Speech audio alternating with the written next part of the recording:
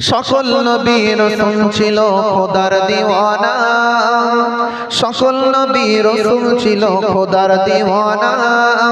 মোর আবেকে দেখবে খোদার ছিল বাসনা। সকল নবী রাসূল ছিল খোদার দিওয়ানা, সবার মনে তামান্না যে দেখবে রব্বানা। কিন্তু কেউ দেখতে পায়নি। একবার জোরে বলুন সুবহান। কোন নবী কি দেখতে পেয়েছেন? জি না।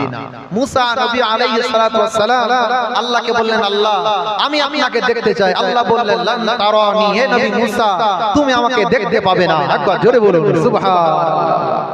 কেউ দেখতে পায়নি আমার নবীকে, কিন্তু আমার নবীকে আমার আল্লাহ স্বয়ং দেখার জন্য তিনি ডাক দিলেন। একবার জোরে বলুন সুবহান।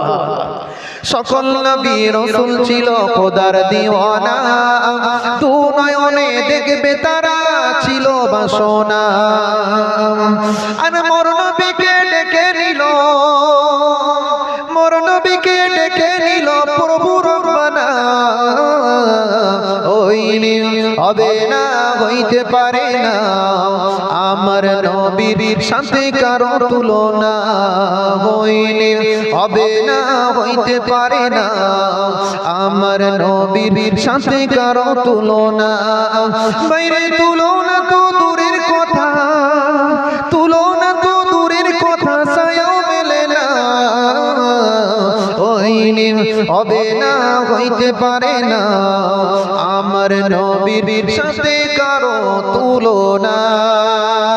আল্লাহুম্মা জোরে জোরে পড়ে সাল্লি আলা সাইয়্যিদিনা মাওলানা মুহাম্মদ ওয়া আলা আলি সাইয়্যিদিনা।